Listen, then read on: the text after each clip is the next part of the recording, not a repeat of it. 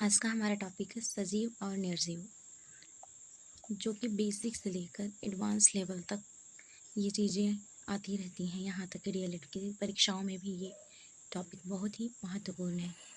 अगर हम बात करें सजीव, तो सजीव ऐसी चीज़ें होती हैं जिनमें कि जीवन संभव होता है, और निर्जीव वे वस्तुएं होती हैं जिनमें जीवन नहीं होता है। ऐसी चीज़ों को हम निर्जीव वस्तुएं कहते हैं। अगर हमें सजीव और निर्जीव दोनों के बीच में अंतर बताना रहता है तो कम से कम हमें 4-5 पॉइंट पता होने चाहिए कि ये सजीव के पॉइंट्स हैं और ये निर्जीव के। तो आगे हम देखते हैं। मैं यहाँ पर पूरे लिखने की बजाय कुछ पॉइंट्स नोट किए हैं जिससे कि आप उस टॉपिक को बहुत अच्छे से कवर कर सकते हैं। पहला हमने लिखा है गमन। गमन होता है यानी एक स्थान से दूसरे स्थान तक जाने या चलने फिरने की प्रक्रिया ही गमन कहलाती है। यानी सजीवों में गमन एक स्थान से दूसरे स्थान तक जाने की क्रिया पाई जाती है, जबकि अगर हम निर्जीव वस्तुओं की बात करें तो उनमें एक स्थान से दूसरे स्थान तक हस्तांतरण की प्रक्रिया नहीं होती है। और सजीव में दूसरी पॉइंट हम देखते हैं श्वसन।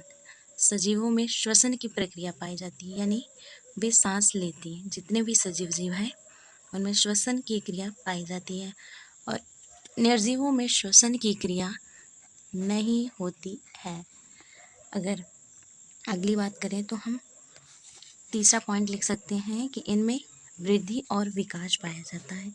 इनमें वृद्धि और विकास। वृद्धि और विकास का हमारा मतलब है कि वृद्धि यानी उनमें समय के अनुकूल बढ़ते रहने की प्रक्रिया पाई जाती है। जैसे मनुष्य, पेड़ पौधे, जो कि क्या एक समय या निश्चित समय के लिए वे बढ़ते रहते हैं। अगर बढ़ना रुक जाता है तो उनमें कुछ ना कुछ विकास अवश्य ही होता रहता है।